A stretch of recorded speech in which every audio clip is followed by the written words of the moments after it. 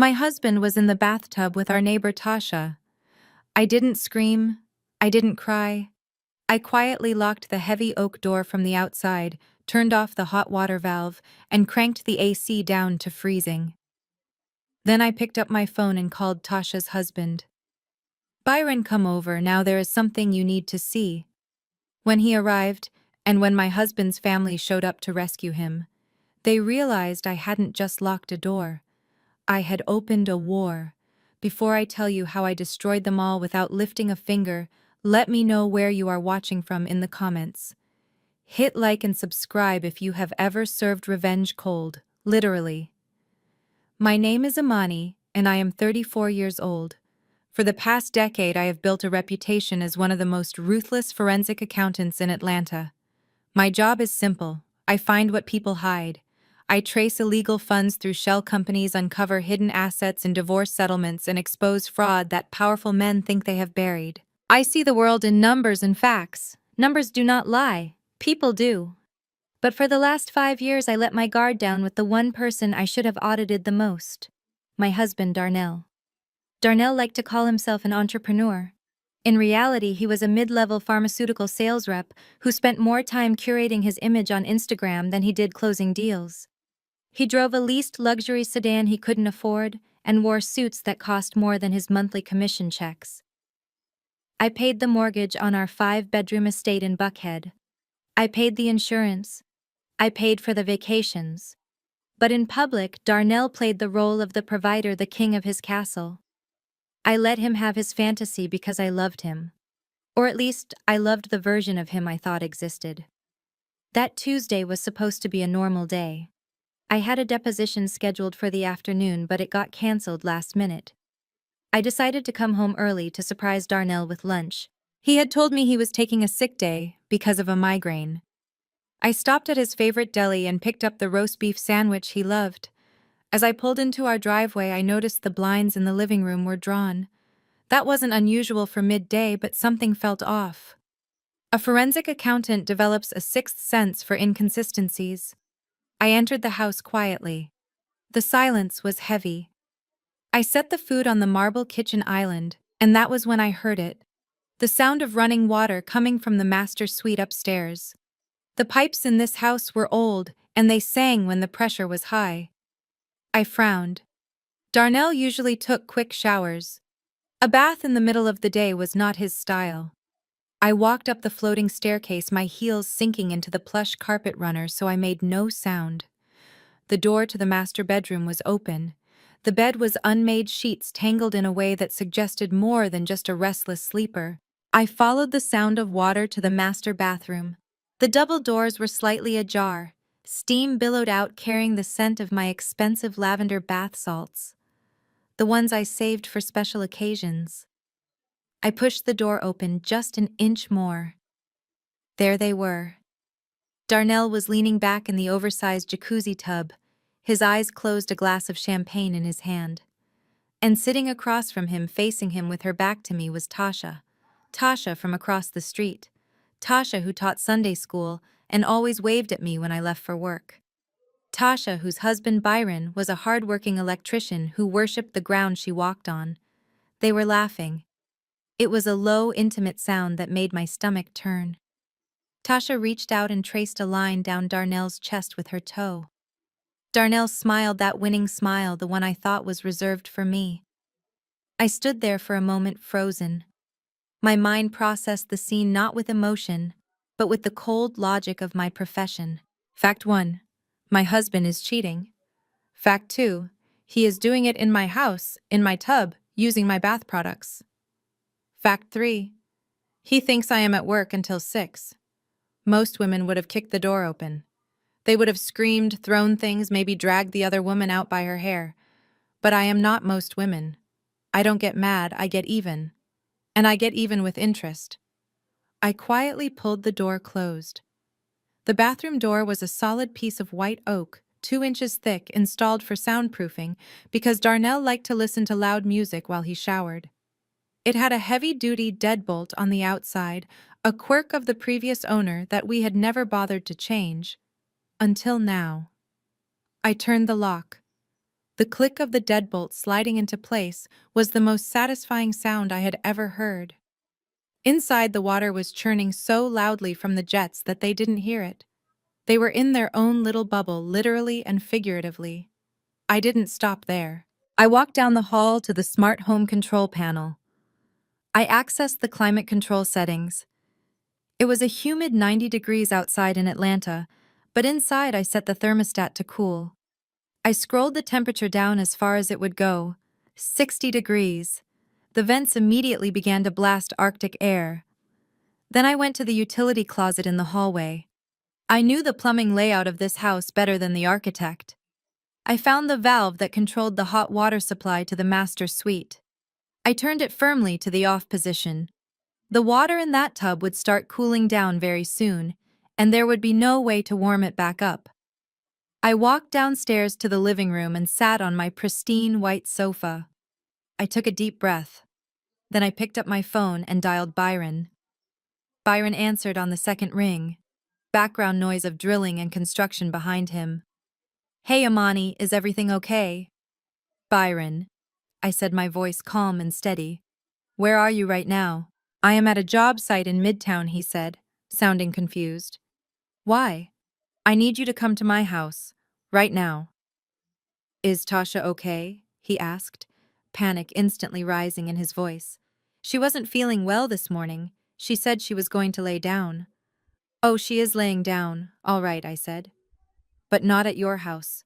Byron, she is here. She is in my bathtub. With Darnell." There was a long silence on the other end. The construction noise seemed to fade away. "What did you say?" "I locked them in," I told him. "I haven't said a word to them yet. I wanted you to be here when I opened the door. I wanted you to see exactly who she is. Bring your tools, Byron. You might need to help me dismantle some things." "I am on my way," he said. His voice was different now. The panic was gone, replaced by a cold, hard resolve. I hung up and set the phone on the coffee table. I poured myself a glass of the wine Darnell had opened the night before. I took a sip. From upstairs, the first sounds of confusion began to drift down. "Babe, the water is getting cold," I heard Darnell's muffled voice, then the sound of the faucet turning. Then a pause. "Why is the hot water not working?" Tasha asked, her voice shrill. "And it is freezing in here. Turn off the AC, Darnell." I heard the wet slap of feet on tile, the jiggle of the door handle. "It is stuck," Darnell said. He jiggled it harder. Then he pounded on it. "Imani," he yelled. "Imani, are you home?" I picked up the remote control for the whole house audio system. I pressed the button for the intercom microphone. My voice boomed through the speakers in every room, including the master bathroom. "I am home, Darnell," I said, my voice amplified and crisp. "And I hope you two are comfortable, because you are going to be in there for a while." The screaming started then. Tasha's voice rose to a hysterical pitch, pleading and crying. Darnell started cursing, throwing his body against the solid oak door, but it didn't budge. I sat back, took another sip of wine, and watched the driveway waiting for Byron. The show was just beginning. Byron pulled into the driveway 10 minutes later in his battered work truck. He did not run to the front door. He walked with the heavy, slow steps of a man who already knew his world was ending and was just waiting for the final confirmation. He was wearing his gray work uniform stained with drywall dust and carrying a heavy canvas tool bag. When I opened the front door, he didn't say a word.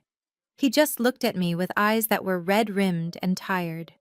He stepped into the foyer, and the first thing he heard wasn't me. It was his wife.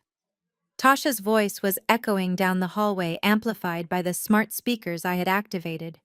She wasn't crying anymore. She was screaming. "You are a bitter, jealous witch, Imani," she yelled, her voice distorted by the speaker system but unmistakable. "Open this door right now, or I will sue you for everything you are worth. I will take this house. I will take your car. You think you are so smart with your degrees, but you are just a lonely, cold woman who couldn't keep her man happy." Byron stood frozen in the hallway, his grip tightening on his tool bag until his knuckles turned white. He looked up at the ceiling speakers, then back at me. "She sounds energetic for someone who was too sick to go to work," I said quietly. Byron flinched. He looked like he wanted to throw up. "Before you go up there," I said, picking up my tablet from the console table, "there is one more thing. Darnell is going to lie to you. Tasha is going to lie to you. They are going to say I invited them over, or that this is a misunderstanding. I need you to see the timeline." I handed him the tablet. I had already pulled up the footage from the hidden camera disguised as a smoke detector in the foyer. The timestamp read 11:15 this morning. On the screen, Darnell opened the front door. He was wearing his silk robe, the one I bought him for our anniversary. Tasha walked in. She didn't knock. She didn't wait to be invited. She walked in like she paid the mortgage. She dropped her purse on the floor and wrapped her arms around my husband's neck, kissing him with a familiarity that made my skin crawl. Byron watched the screen in silence. He watched his wife, the woman he had been married to for 8 years, the mother of his children, pull away from Darnell and laugh. He watched Darnell whisper something in her ear and lead her toward the stairs. Byron didn't scream. He didn't throw the tablet. He just handed it back to me. His face had gone completely blank, void of any emotion. It was the face of a man who had nothing left to lose. "Where are they?" he asked, his voice flat. "Master bath," I said. "Second door on the right." He nodded and started up the stairs. The heavy thud of his work boots on the wooden steps announced his arrival long before he reached the landing. I followed him, staying a few steps behind. As we approached the door, Darnell must have heard the footsteps. The banging from inside stopped. Byron Darnell's voice came through the door, thick with panic, but laced with that salesman charm he used to manipulate everyone. "Byron, my brother, is that you? Thank God, man. You have to get us out of here. Imani has lost her mind. She has a gun, Byron. She is waving a gun around out there. You have to break the door down before she hurts us." I leaned against the wall, crossing my arms. I didn't have a gun. I didn't need one.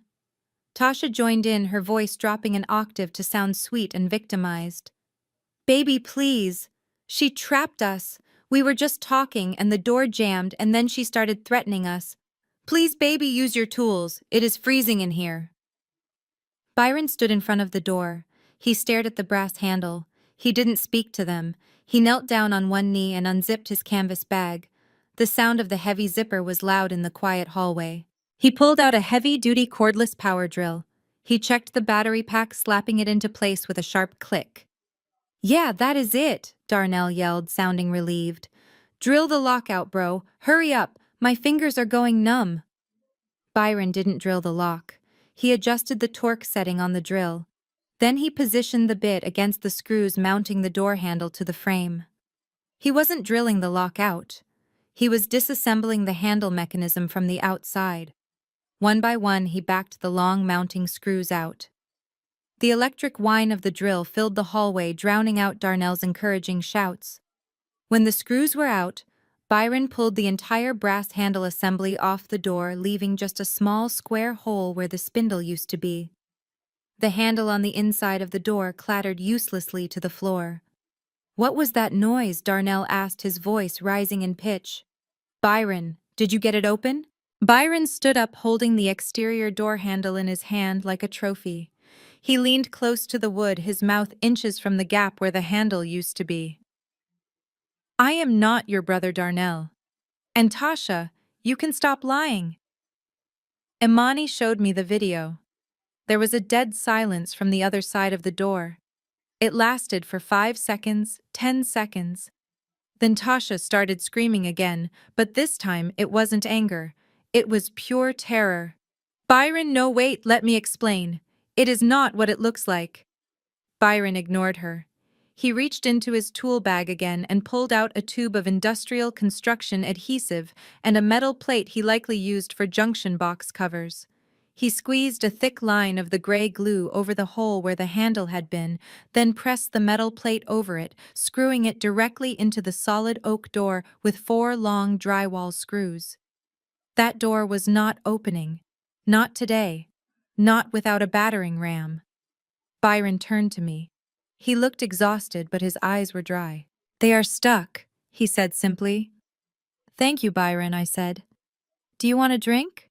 He shook his head. I need to go pick up my kids from school.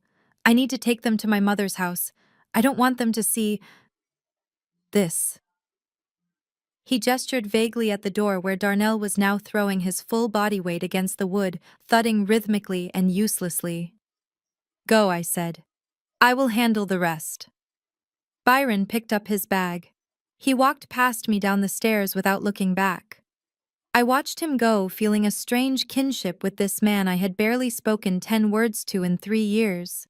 We were members of a club no one wanted to join. I turned back to the door. Darnell was shouting my name again, alternating between threats and begging. The temperature in the house was dropping rapidly. I checked my thermostat app. 58 degrees inside. The water in the tub would be lukewarm by now, soon it would be cold. I was about to go downstairs to pour myself another glass of wine when the front doorbell rang. It wasn't a polite ring. It was a frantic, continuous mashing of the button. Ding dong, ding dong, ding dong. Then the pounding started, heavy fists hammering against my front door. Open up. I know you are in there. Open this door immediately. I recognized that voice instantly. It was a voice that had criticized my cooking, my cleaning, and my career for 5 years. Mama Joy. And she wasn't alone. Through the frosted glass panels of the front door, I could see the outlines of at least 4 people. Darnell must have sent a distress text to the family group chat before I cut the Wi-Fi or before he lost his signal in the bathroom. I walked to the top of the stairs and looked down at the front door. The pounding was getting louder. Imani, we know you are in there. This is Mama Joy. You open this door right now, or we are going to break it down. You can't keep my son hostage in his own house. His own house? I almost laughed. I took my phone out of my pocket. I opened the app for the front door security camera. The feed showed Mama Joy in her Sunday church hat, looking furious. Beside her was Darnell's older brother Malik wearing a tracksuit that was 2 sizes too small, and Malik's wife Brittany, who was already on her phone, probably live-streaming the whole thing. They had come to rescue their golden boy. They had come to put me in my place. I put my phone away and walked down the stairs. I didn't hurry. I smoothed my skirt, checked my reflection in the hallway mirror, and unlocked the front door. As I pulled it open, Mama Joy almost fell inside, her fist raised to pound again. She recovered quickly, pushing past me into the foyer like a tank in a floral dress. Where is he? She demanded, spinning around to face me. Where is my son? What have you done to him? Brittany stepped in behind her, holding her phone up, camera pointed directly at my face. Say hi to the live stream, Imani, she said with a smirk. Everyone wants to know why you are having a mental breakdown. I smiled. A cold, sharp smile that didn't reach my eyes. Welcome, I said. I am so glad you all could make it. We were just about to start the presentation. They marched into my living room like an invading army that had forgotten to check the terrain map. Mama Joy led the charge, her floral dress rustling with indignation as she scanned the room for her son. Malik followed, trying to look menacing in a tracksuit that was straining at the seams, while Brittany brought up the rear, tapping furiously on her phone screen, her thumb flying over the glass like a manic woodpecker. Where is he? Mama Joy demanded, spinning on her heel to face me. Where is Darnell? I know he is here. I can feel a mother's intuition. He is upstairs, I said, gesturing vaguely toward the ceiling. He is currently cooling off. Literally. Brittany stepped forward, thrusting her phone in my face as if it were a weapon. I hope you know this is all being documented, Imani. I took a pre-law elective in college, and what you are doing fits the textbook definition of false imprisonment and kidnapping. That is a felony, a federal offense. You could go to prison for 20 years. I looked at Brittany. She was wearing yoga pants that cost more than my first car and a diamond engagement ring that I happened to know was bought on a credit card that had been maxed out for 3 years. She loved to play the expert, especially when she could talk down to me. Brittany, I said, my voice flat. You are a stay-at-home dog mom who sells essential oils on Facebook. Please do not lecture me on the penal code. Her face flushed a deep, blotchy red. Excuse me. I am advocating for my brother-in-law. You are holding him against his will. I am calling the police right now. You go right ahead, I said, walking over to the marble coffee table where my laptop was waiting. But before you do, you might want to ask Mama Joy whose house she thinks she is standing in. Mama Joy scoffed loud and sharp. Do not play games with me, girl. This is my son's house. Darnell bought this house.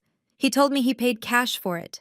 He told me he lets you live here because he is a generous man, a provider, unlike you who just pushes papers around all day. I opened my laptop. I didn't say a word. I just hit the cast button and mirrored my screen to the 85-inch television mounted above the fireplace. The screen flickered to life, displaying a high-resolution PDF document. It was a property deed. Mama Joy frowned, squinting at the screen. What is this nonsense? Read it, I said. Line 4. Owner of record. She stepped closer, her lips moving as she read. Imani. Imani. That is your name. Keep reading, I said.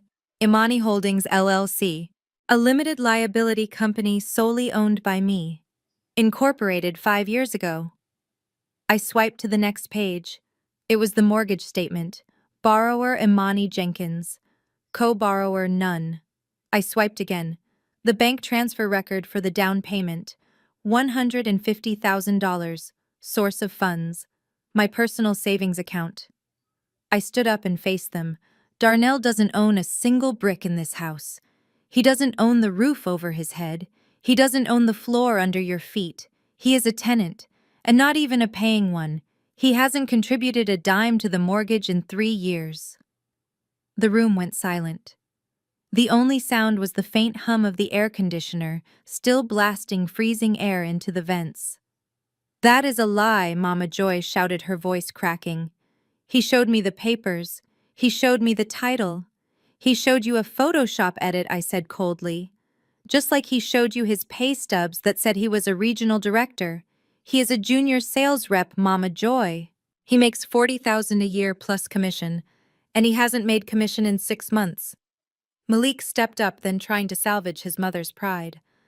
So what if the house is in your name? Darnell is your husband. That means 50% of everything is his. That is the law. I laughed. It was a dry, humorless sound. Actually, Malik, in the state of Georgia, assets acquired by a business entity formed prior to marriage can be considered separate property if commingling hasn't occurred. And I have been very, very careful about my accounting. I am a forensic accountant, remember? I count things for a living. Brittany had heard enough. She was shaking now, whether from rage or the rapidly dropping temperature in the house, I couldn't tell. She tapped the emergency call button on her phone. I don't care about your paperwork, she spat.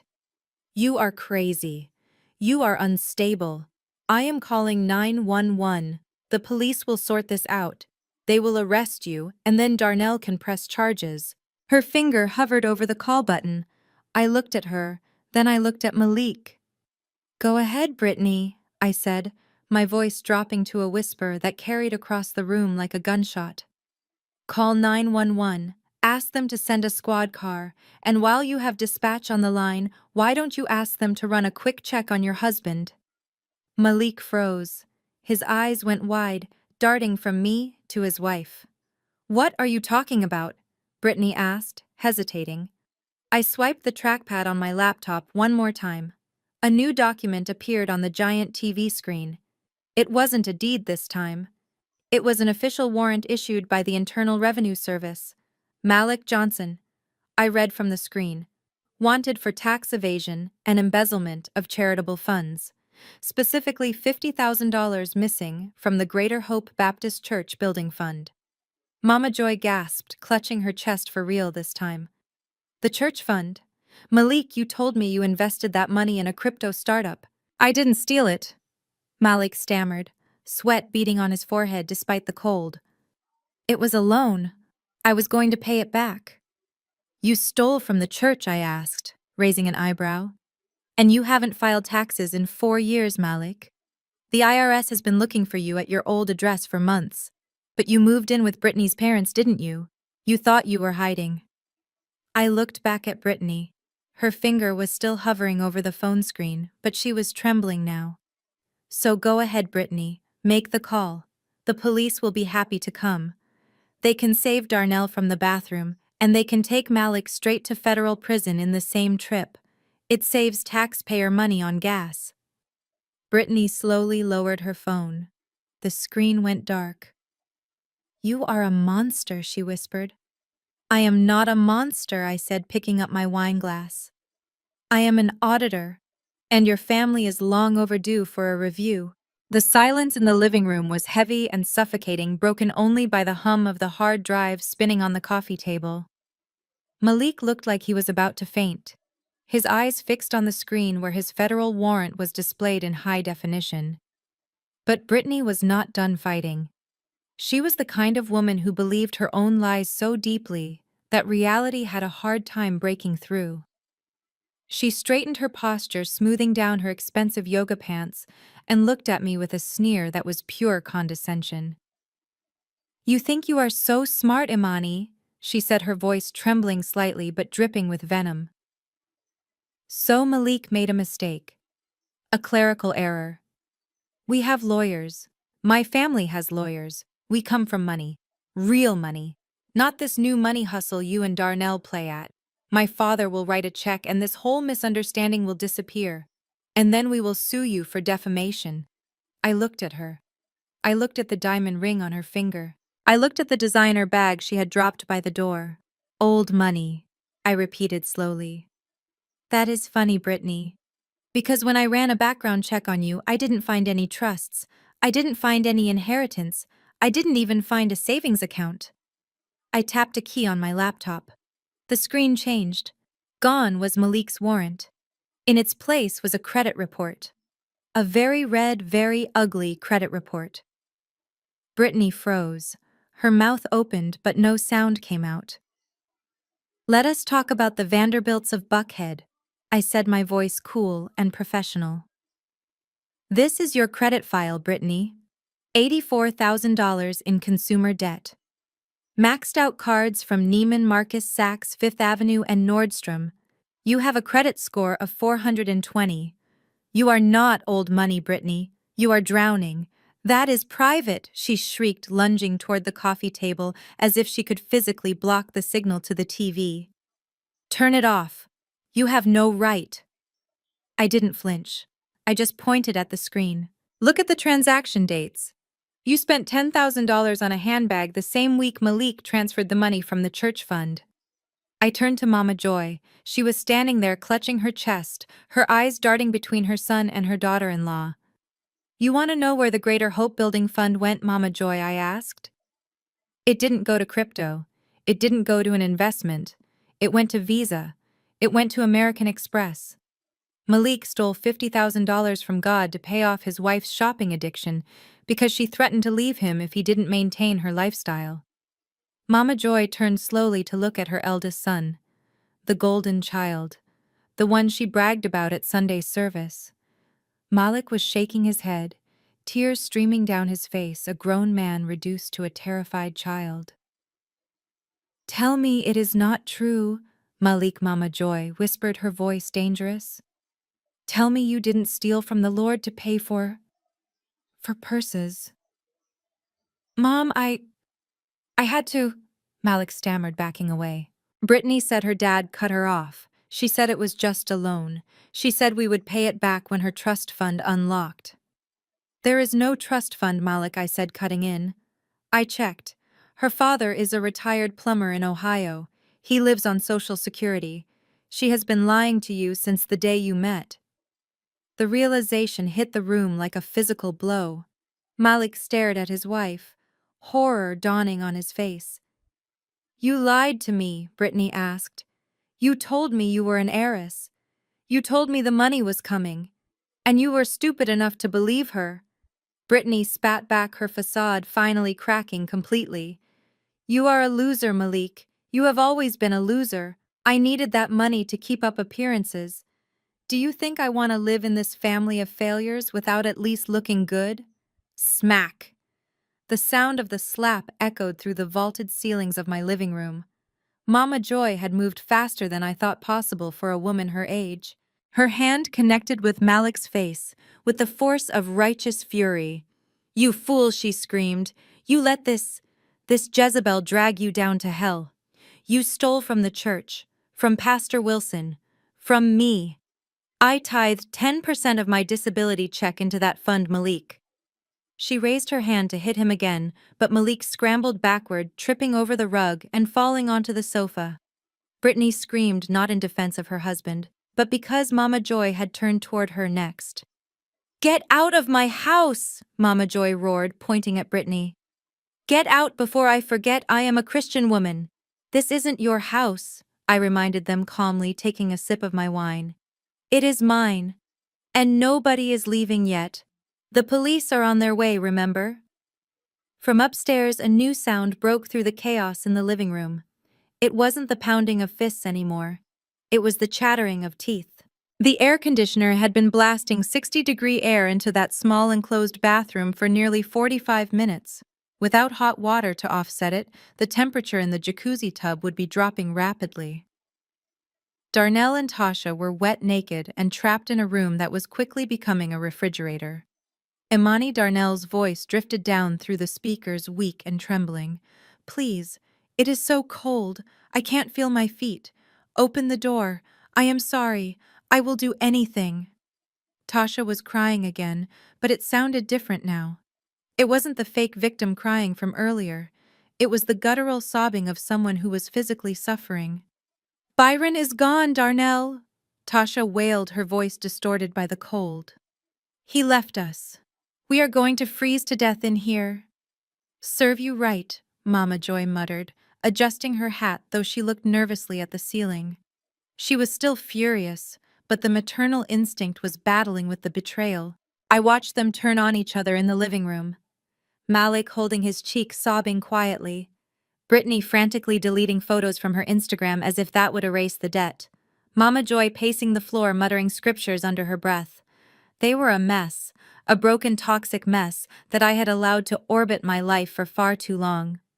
Upstairs, the banging started again, but it was feeble. Darnell was losing his energy. "Imani, please," Darnell shouted, his voice cracking. "Tasha is turning blue. You have made your point." I picked up the remote and pressed the intercom button. "I haven't even started making my point, Darnell," I said, my voice cool and collected. "You wanted a hot wife, right? Well, now you have a cool mistress. Consider it a trade." "You are insane," Tasha screamed, her teeth audibly clicking together. "When I get out of here, I am going to kill you." Empty threats. "Tasha," I replied, "just like your marriage vows." Suddenly there was a scuffling sound from the bathroom speakers, a splash of water, then a scream that was loud enough to make Mama Joy stop pacing. "Darnell, stop pushing me!" Tasha yelled. "Get off me!" "I need the towel," Darnell shouted back. "Give me the towel, Tasha. I am freezing." "You are not taking the only dry towel," Tasha shrieked. I listened with a grim satisfaction. The lovers' quarrel had begun. The romance was dead, killed by comfort and cold air. They were fighting over a towel. Downstairs, Malik looked up at the ceiling. "We have to get them out," he said, his voice thick with tears. "Mom, we have to do something." "You are in no position to do anything, thief," Mama Joy snapped. But Brittany saw an opening. She saw a way to pivot the narrative back to me being the villain. She stood up, smoothing her hair, regaining a shred of her false confidence. "This is torture," she announced, pointing a manicured finger at me. "You are torturing them. I don't care what Darnell did. I don't care about the money. You are hurting a human being, a woman." I looked at Brittany. "You care about the money, Brittany. That is all you care about. Open the door." "Imani," Mama Joy said, her voice hard. "I will deal with Malik later. But Darnell is my son. You will not freeze him." "I will open the door," I said, "when I am ready." And I am not ready. Upstairs, the fighting escalated. Things were being thrown: shampoo bottles, soap dishes, the sound of ceramic shattering against tile. Then silence. A long, heavy silence that lasted for a full minute. Even the family in the living room held their breath waiting. Then a scream tore through the speakers. It was Tasha. It was a scream of pure desperation, a trump card played as a last resort. Darnell, stop it. Look at me. You have to get us out of here. You have to break the door down. I can't. Darnell yelled back, his voice hoarse. It is reinforced. Then try harder, Tasha screamed. Think about the baby, Darnell. Do it for the baby. I froze, my hand hovering over the wine glass. In the living room, Mama Joy's head snapped up. Malik stopped crying. Brittany lowered her phone. What baby? Darnell asked, the confusion evident in his voice. I am pregnant, you idiot, Tasha yelled, her voice echoing through my house, through the speakers, into the ears of his mother and his brother and his sister-in-law. I am pregnant with your child. I took the test this morning. That is why I came over. Mama Joy gasped, a sound like all the air leaving the room at once. She looked at the ceiling. Then she looked at me. Her eyes changed. The anger was gone, replaced by a fierce, protective glint. A baby, she whispered. My grandbaby. She took a step toward me. Her face was set in stone. Open that door, Imani, right now. That woman is carrying a Wilson. That is my blood. You open that door, or so help me God, I will tear this house down with my bare hands. I looked at Mama Joy. I looked at the ceiling. And then for the second time that day, I laughed. Because I knew something they didn't. I knew something that was going to turn this tragedy into a comedy. So she is pregnant, I asked, my voice calm. With Darnell's baby. Yes, Mama Joy shouted. Now open the door. I turned back to my laptop. I have one more document to show you, I said. And I think you are going to find this one particularly interesting, Mama Joy. Especially the part about the bloodline. The scream about the baby hung in the freezing air like a fog. It changed everything instantly. The energy in the living room shifted so violently I could almost feel the air pressure drop. Mama Joy, who seconds ago had been ready to drag Tasha out by her hair, stood frozen with her mouth open. Her hand slowly lowered from where she had been pointing at me. She looked at the ceiling speakers, then back at me, and I saw the exact moment her hypocrisy overwrote her morality. A baby, she whispered again, the words trembling on her lips. A Wilson baby. She turned on me with a ferocity that made her previous anger look like a mild annoyance. Her eyes were wide and manic. You heard her, Imani. She is pregnant. She is carrying my grandbaby. That is my son's child in there, and you are freezing it to death. I watched her transformation with a detached fascination. It didn't matter that Darnell was a cheater. It didn't matter that Tasha was a homewrecker. It didn't matter that 5 minutes ago Mama Joy was ready to crucify Malik for stealing from the church. All sins were washed away by the promise of a legacy. In her mind, the bloodline was king, and I was the enemy of the state. Open this door, she screamed, lunging toward the stairs. She moved with a speed that defied her age, pushing past Brittany, who was still crying on the floor. You are a murderer, Imani. If anything happens to that baby, I will see you rot in jail. I will testify against you myself. Just then, the front door opened. I had expected the police, but it wasn't them. It was Byron. He hadn't left. He had been sitting in his truck at the end of the driveway, wrestling with his conscience. He walked back into the foyer, his face gray and heavy. He must have heard the screaming through the open door. He looked from Mama Joy's frantic face to me, and then up at the ceiling where Tasha was still sobbing about the pregnancy. Is it true? Byron asked, his voice sounding like gravel. Is she really pregnant? Yes, you fool, Mama Joy shouted at him, not caring that he was the husband of the woman sleeping with her son. She is pregnant with Darnell's child, and this witch is trying to kill them both. Use your drill. Go back up there and take that plate off. Byron stood there swaying slightly. I could see the war inside him. This was the woman who betrayed him. This was the best friend who stabbed him in the back. But Byron was a good man. He was a man who coached Little League and fixed widows' porches for free on weekends. The idea of an unborn child, regardless of its parentage, being in danger broke him. He gripped his tool bag. He looked at me, his eyes pleading for forgiveness for what he was about to do. "I can't let a baby get hurt, Imani," he said softly. "I am sorry. I have to open it." He started toward the stairs, heavy boots thudding against the hardwood. Mama Joy was right behind him, cheering him on like he was a biblical hero. "Go on, Byron, save them. Be a man." They were halfway up the stairs when I spoke. I didn't yell. I didn't move to block them. I just tapped the spacebar on my laptop. "Stop," I said. Byron paused, his hand on the banister. He looked back at me. "Imani, please," he said. "Just let me do this. I am saving you from making a mistake, Byron." I said, my voice cutting through the hysteria. "And Mama Joy, you might want to hold on to that railing, because you are about to be very disappointed."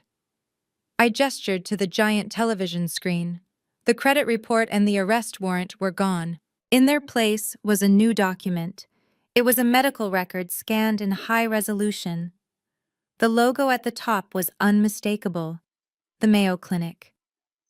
Mama Joy squinted at the screen from the stairs. "What is this now?" "More lies." "It is a surgical report," I said, walking over to the TV. "Patient name, Darnell Wilson. Date of procedure, September 12th, 2020, 4 years ago." I pointed to the procedure description. Bilateral vasectomy. The room went so quiet you could hear the hum of the refrigerator in the kitchen. Brittany stopped crying. Malik looked up from his hands. Mama Joy froze, one foot on the next step, her hand gripping the railing so hard her knuckles looked like white stones. "What does that mean?" Mama Joy whispered, though I knew she knew exactly what it meant. "It means," I said, looking her dead in the eye, "that your son went on a boys' trip to Jacksonville 4 years ago. He told you he was going fishing. He told me he was going to a conference. What he actually did was go to a private clinic and pay $3,000 cash to make sure he never had to pay child support again." I scrolled down the document to the post-operative notes. Verification of sterility confirmed October 2020. 0 sperm count. I looked up at the ceiling speakers. "Did you hear that, Tasha?" I asked, my voice projecting into the cold bathroom upstairs. "Did you hear that, Darnell?" There was silence upstairs. Then a sound that was sweeter than any music. Darnell let out a short, strangled gasp. "You got a what?" Darnell asked, his voice trembling not from the cold, but from the shock. "Wait," Tasha said, her voice rising in panic. "No, that is not true. You are lying, Imani. You forged that." "I don't forge documents, Tasha," I said. "I find them." Darnell kept this in his private safe, the one behind the painting in the office, the one he thought I didn't know the combination to. He didn't tell me. He didn't tell his mother. He certainly didn't tell you. Because Darnell's ego is bigger than his bank account. He wanted to be the player without the consequences. I turned back to Mama Joy. She had collapsed onto the stairs, sitting heavily on the step. She looked like she had been punched in the gut. The dream of the legacy, the grandbaby, the redemption of her cheating son evaporated in an instant. "So, Mama Joy," I continued, my voice relentless, "if Tasha is pregnant, and I am sure she believes she is, that baby is not a Wilson. It is not your blood. It is not your legacy." I looked at Byron. He was still standing on the stairs, but the drill hung loosely in his hand. He looked at the screen, reading the words over and over again. Bilateral vasectomy. Byron looked up at the ceiling. His expression changed. The pity was gone. The sense of duty was gone. It was replaced by a dawn of realization that was painful to watch. "Tasha," Byron called out, his voice steady and loud. "Yes, baby," Tasha yelled back, hope entering her voice. "Byron, get me out of here. Tell her to open the door," Tasha Byron said, ignoring her plea. "If Darnell is sterile, then who is the father?" Silence. Absolute crushing silence from the bathroom. Tasha stammered. I don't know what she is talking about, Byron. She is making it up. Darnell, tell him she is making it up." Darnell didn't say a word. He was doing the math. He was realizing that the woman he betrayed his wife for, the woman he risked his home and his reputation for, was playing him just as hard as he was playing her. Byron turned around on the stairs. He walked back down past his mother-in-law, who was staring blankly at the wall. He walked over to me. He didn't ask to open the door anymore. He looked at the screen one last time, then he looked at me. She told me she was working late on Tuesdays, he whispered. She told me she was taking a pottery class on Thursdays. I nodded. And Darnell has gym night on Tuesdays and Thursdays. Byron let out a breath that sounded like a sob, but his eyes were dry and hard. He walked over to the sofa and sat down. He put his drill on the table. Leave them in there, he said. Mama Joy finally found her voice. It was weak and shaky. My son, she said. My son wouldn't do that to his own ability to have children. He wants a family. He always said he wanted a son. He lied to you, Mama Joy, I said. Just like he lied about the house. Just like he lied about his job. Just like he lied about loving me. Darnell loves Darnell. He didn't want kids cramping his style or draining his wallet. He snipped that cord 4 years ago and didn't lose a wink of sleep over it. From the bathroom, Darnell's voice finally broke the silence. It wasn't the voice of a lover anymore. It was the voice of a man who realized he was trapped in a freezer with a stranger. You are pregnant, he asked Tasha, his voice cold. Darnell, baby, listen to me, Tasha started. Shut up, Darnell screamed. Shut up, who is it? If it isn't me, who is it? I don't know, Tasha wailed. You don't know? Darnell laughed a hysterical, high-pitched sound. You told me I was the only one. You told me Byron and you hadn't touched each other in months. We haven't, Tasha cried. Then who is it? Darnell yelled. I looked at the family in my living room. The hypocrites, the liars, the thieves. They were all broken now, shattered by the truth. I have one more document, I said, closing the medical file, and this one explains everything. You might want to sit down for this one, Malik. It concerns your wife, too. The silence that followed the revelation of Darnell's vasectomy was heavy enough to crush bones. For a few seconds, the only sound in the house was the aggressive hum of the air conditioner pumping freezing air into the master suite. Everyone in the living room was staring at the television screen where the medical document proved beyond a shadow of a doubt that Darnell Wilson was shooting blanks. Then the bathroom erupted. It started with a sound of water splashing violently as if someone had slipped or lunged across the tub. Then Darnell's voice boomed through the speakers, no longer sounding like a scared man, but like a wounded animal. You got fixed, he screamed. You got fixed and you didn't tell me. That wasn't directed at me. That was directed at the woman shivering next to him. No. Darnell, wait. Tasha's voice was high and panicked. She is lying. She forged it. You know I wouldn't lie to you. Don't you lie to me, Darnell roared. I remember that trip. I remember you were sore for a week. You told me you pulled a groin muscle at the gym. You got a vasectomy behind my back. The irony was so thick I could taste it. Darnell was furious that I had kept a secret while he was currently locked in a bathroom with his mistress. Who is the father? Tasha Darnell demanded. If I am sterile, then who is the baby? Tell me right now, or I swear I will break this door down and throw you through it. I watched the audio visualizer on my laptop spike with the volume of their screaming. Downstairs, Byron had his head in his hands. He wasn't looking at the screen anymore. He was looking at the floor, his shoulders shaking. Tell him, Tasha. I said into the microphone, my voice calm and smooth. Tell him who the father is. Because I have a hunch. I ran a paternity probability model based on your phone location data. You spend a lot of time at a certain address in East Point on Wednesday afternoons. Tasha gasped. How did you know about that? I know everything, Tasha. Who lives in East Point? There was a long pause from the bathroom. Then Tasha's voice came through small and broken. It is Dante. Byron's head snapped up. His eyes were wide, filled with a horror that went deeper than the affair. Dante Byron whispered. My brother. Yes, Tasha sobbed. It is Dante. It happened when you were working overtime last month.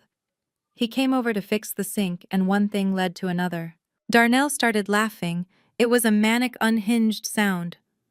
Your husband's brother, he choked out. You are pregnant with your brother-in-law's baby, and you tried to pin it on me. You tried to trap me. You told me you were rich, Tasha screamed back, her voice turning vicious. You told me you owned this house. You told me you were a regional director. You drive a Benz Darnell. I thought you had money. I need support. Dante is broke. Byron is broke. I needed a provider. You are a gold digger, Darnell shouted.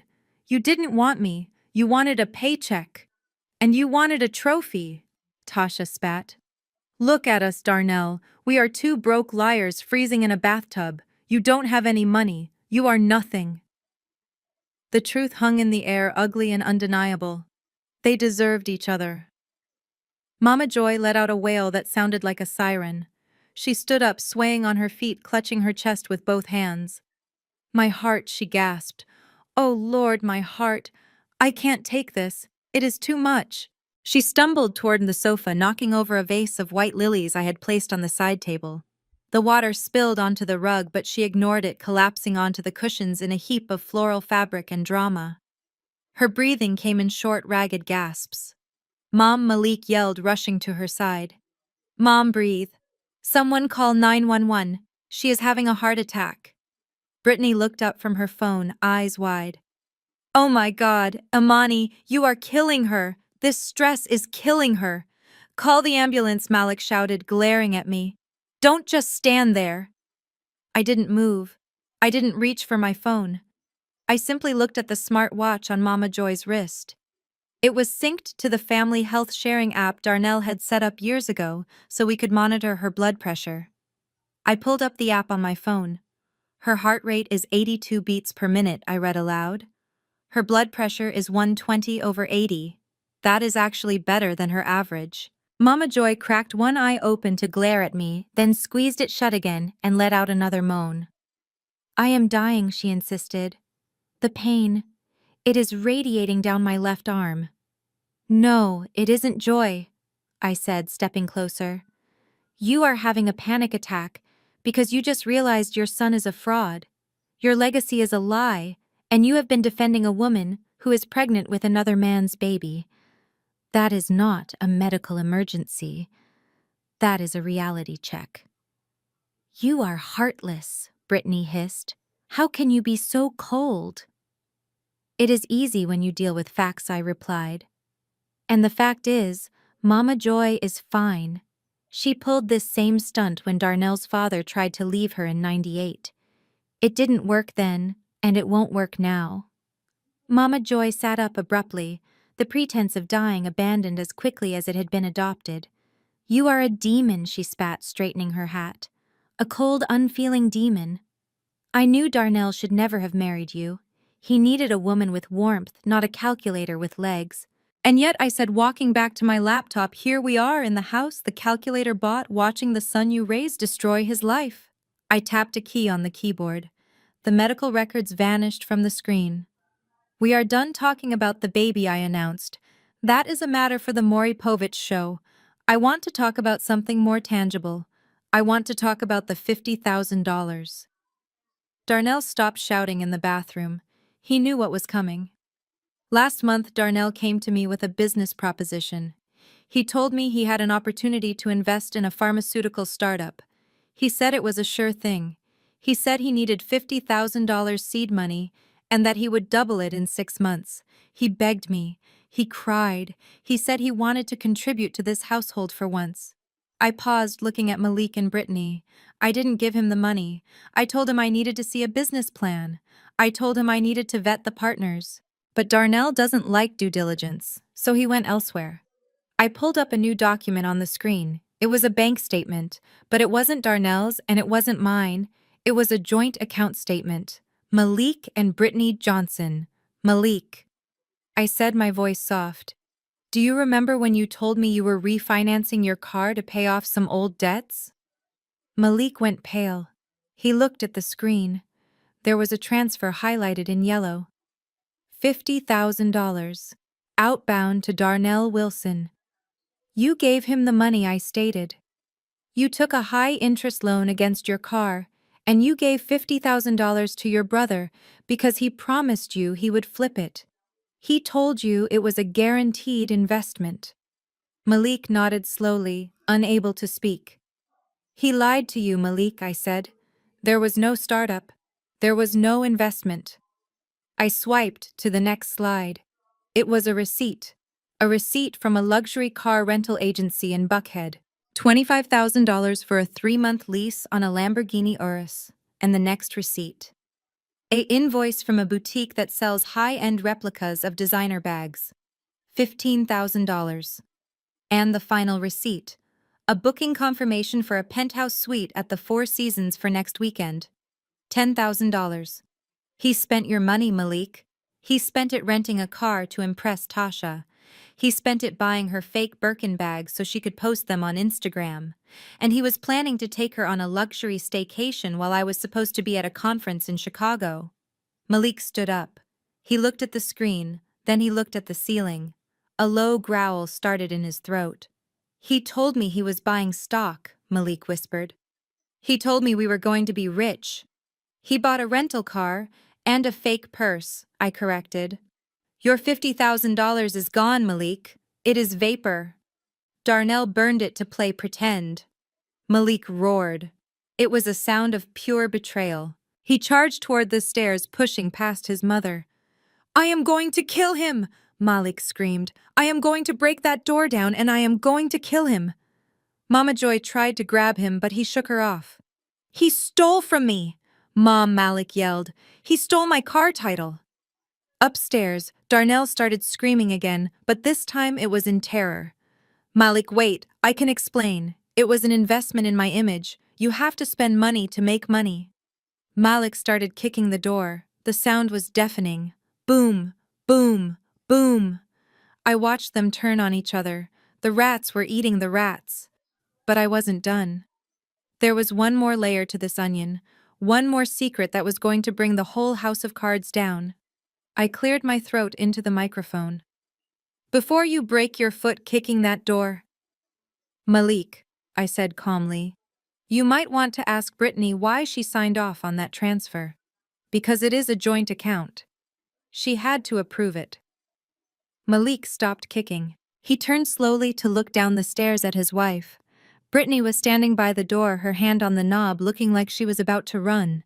You knew, Malik asked, his voice dangerous. You knew he was taking the money. Brittany didn't answer. She just looked at the floor. Why would you let him take our money? Brittany, Malik demanded. Because I asked, answering for her because she looked like she might vomit. Because Darnell knows about the affair, Brittany. Malik looked confused. What affair? Darnell is having the affair. Not that affair, I said. I am talking about your affair, Malik. The one you had 2 years ago with the choir director. The one you paid $5,000 to keep quiet. Darnell found out. And he has been blackmailing Brittany ever since. He told her if she didn't help him get money from you, he would tell Mama Joy and the church elders what you did. Mama Joy made a sound like a dying cat. She looked at Malik with horror. The choir director, she whispered. Sister Patterson. The one with the wandering eye. Malik looked at Brittany. You let him steal our money to protect me. No, you idiot, Brittany snapped, her face twisting. I let him steal the money because he promised me a cut. He said if I got you to sign the loan, he would give me $5,000 back so I could pay the minimum on my visa. I didn't care about your choir skank. I needed the cash. The web of lies was so tangled, they were strangling each other. I poured the last of the wine into my glass. It is a lot to process, isn't it? I said. But we are not quite finished. You see, stealing from family is one thing. But stealing from the government, that is a different game. And Darnell didn't just steal from Malik. From the distance, faint, but growing louder, I heard the sound I had been waiting for. Sirens. Not one siren. A chorus of them. Brittany looked toward the window. Who called the police? She asked, her voice trembling. I didn't call them. I did, I said. But not the local police. I called the FBI. Why, Mama Joy whispered. Because Darnell isn't just a bad husband and a bad brother, I said, walking to the window to watch the flashing lights turn onto our street. He is also a very bad criminal. And he used my address to do it. The flashing blue lights outside were getting brighter, painting the living room walls in a rhythmic pulse of distress, but inside the house the destruction was far from over. I turned away from the window and walked back to my laptop. The sirens were the finale, but we were currently in the third act, and I had a few more lines to deliver. I looked at Malik, who was still breathing hard, his hands clenched into fists at his sides. He was furious about the $50,000, but he still didn't understand the scope of the theft. He thought Darnell had simply wasted the money. He didn't know exactly how creative his brother could be with other people's cash. Darnell claimed he was an investor. I said, my voice cutting through the tension. He told everyone he was a venture capitalist on the side. But see, the thing about forensic accounting is that money always leaves a footprint. It doesn't just vanish, it transforms. And Darnell's transformation was pathetic. I clicked on a folder labeled Assets and Liabilities. A spreadsheet filled the screen. It was a detailed breakdown of Darnell's spending over the last 6 months. You see this transfer here, I asked, pointing to a line item dated 3 weeks ago. $10,000 sent to a company called Luxury Escapes Miami. Darnell told you he was buying pharmaceutical stock, Malik. He told Mama Joy he was investing in a medical supply chain, but Luxury Escapes isn't a stock exchange, it is a rental agency. I pulled up the invoice. It listed a weekend rental for a neon green McLaren convertible and a yacht charter for 12 hours. He wasn't investing your money, I continued. He was renting a lifestyle. He spent your hard-earned cash to drive a car he couldn't spell for a weekend just to take photos for his Instagram story. He wanted people to think he was rich so bad that he burned your financial future to keep him warm. From the bathroom, Tasha let out a sob. Darnell screamed something unintelligible, but it sounded like a denial. I wasn't done. I swiped to the next image. It was a side-by-side comparison. On the left was a photo from Tasha's Instagram feed. She was holding a bright orange Hermes Birkin bag, posing in front of my front door like she owned the place. The caption read, "Blessed. My man knows how to treat a queen." On the right was a receipt from a website based in Guangzhou, China. Item description: super-grade replica orange Birkin, 35 centimeter. Price $800. He bought you a fake, Tasha, I said loudly enough for her to hear over the air conditioner. He spent Malik's money on a knockoff bag so you could flex on social media. You thought you were carrying a house deposit on your arm, but you were carrying a lie. Just like your relationship. Mama Joy looked at the screen, her eyes squinting. She shook her head slowly. A fake, she whispered. He told me he bought me a real Louis Vuitton for Mother's Day. I clicked another file. Receipt for one vinyl replica tote bag, price $60. He lied to everyone, Mama Joy, I said. He lied to you. He lied to Tasha. He lied to Malik. The only person he didn't lie to was the mirror because he loved his reflection too much to deceive it. Suddenly there was a movement in the corner of the room. Byron stood up. He had been so quiet I had almost forgotten he was there. He wasn't looking at the screen anymore. He was looking at his phone. His fingers were trembling as he scrolled through his banking app. He let out a sound that was half laugh, half moan. It was the sound of a man realizing the floor had fallen out from under him. "It is gone," Byron whispered. We all turned to look at him. "What is gone?" "Byron," I asked, though I already knew the answer. "The savings," he said, looking up, his eyes hollow. "The joint account. We had $30,000 saved for the boys' college fund. It is gone. The balance is $12. He turned toward the stairs, his face twisting into a mask of pure agony. "Tasha," he roared, his voice shaking the walls. "Where is the money, Tasha? Where is the college fund?" From the bathroom, Tasha's voice came back thin and terrified. "I lent it to him, Byron. He said he would pay it back double. He said he had a sure thing. He said we would be able to buy a new house in Buckhead. You gave our children's future to Darnell. Byron shouted, tears finally spilling over his cheeks. You gave 6 years of my overtime shifts to a man who bought you a fake purse. I didn't know it was fake, Tasha wailed. He said he was a millionaire. He drives a leased C-Class.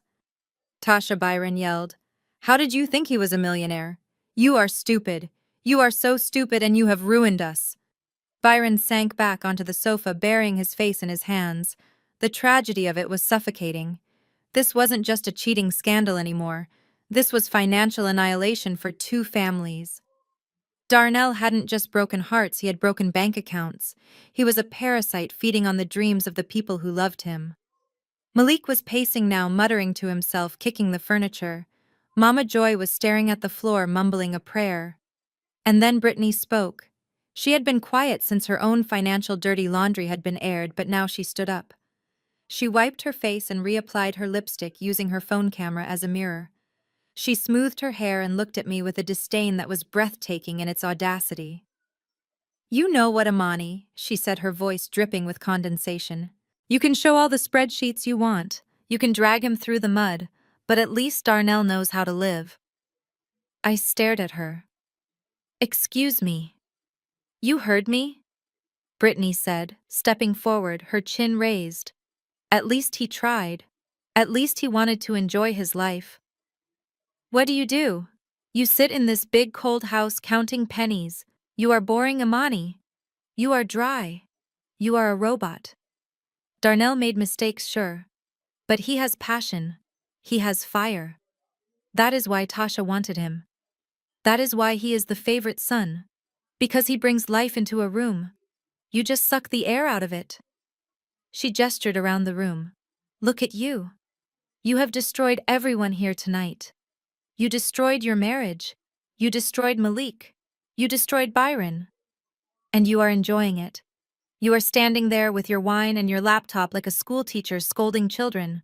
No wonder he cheated on you. No wonder he needed an escape. You are insufferable. The room went silent. Even Malik stopped pacing to look at his wife in shock. Mama Joy looked up, a flicker of agreement in her eyes. It was the classic defense of the narcissist enabler. Blame the victim for being too harsh. Blame the responsible one for not being fun enough. I set my wine glass down on the table. The glass made a sharp click against the marble. I looked at Brittany. I really looked at her. I saw the fear behind her eyes. I saw the desperation. She was attacking me because she needed a villain who wasn't her husband or her brother-in-law. She needed to justify her own choices. You think I am boring? I asked, walking slowly toward her. You think I am dry because I don't steal from churches or bankrupt my family for a weekend in Miami? I think you are jealous, Brittany spat. You are jealous that Darnell could charm anyone, and you can only charm a spreadsheet. I smiled. It was the smile of a wolf who had just cornered a rabbit. You are defending him very passionately, Brittany, I said. You are defending the man who stole $50,000 from your husband. You are defending the man who ruined your reputation. Why is that? Is it because you admire his zest for life? Or is it because you have a vested interest in keeping him out of jail? What are you talking about? Brittany snapped, but her eyes darted to the side. I walked back to my laptop. You said Darnell knows how to live, I said, tapping a few keys. You said he has passion. But passion costs money, Brittany. And Darnell ran out of Malik's money 2 weeks ago. He ran out of Tasha's money last week. So where did he get the cash to pay for that hotel suite he booked for next weekend? I hit enter. A new document appeared on the screen. It was a Venmo transaction history. Brittany froze. I see a transfer here, I said, reading from the screen. Dated 3 days ago. $5,000. From Brittany Johnson to Darnell Wilson. Memo line groceries. I looked up at her. That is a lot of groceries, Brittany. Especially for a woman who just claimed to be broke. Brittany's face went gray. And here is another one, I continued. 2 weeks ago. $3,000. Memo line. Thank you. I turned to Malik. Your wife has been sending money to your brother Malik. While you were refinancing your car to pay off her debts, she was funneling cash to Darnell. Malik looked at Brittany. His expression was one of pure confusion. Why, he asked, his voice trembling. Why were you giving him money? Because she is a good sister-in-law, Brittany stammered, backing away. I was helping family. He was in a bind. He was in a bind because he spent all your husband's money, I countered. But that is not why you sent it, is it, Brittany? You didn't send it out of the kindness of your heart. You sent it because Darnell has something on you. I pulled up one last image. It was a screenshot of a text message thread. The sender was Darnell. The recipient was Brittany. Brittany lunged for the laptop. No, don't. Oh. I sidestepped her easily. She stumbled in her high heels and caught herself on the edge of the sofa. Read it, Brittany, I commanded.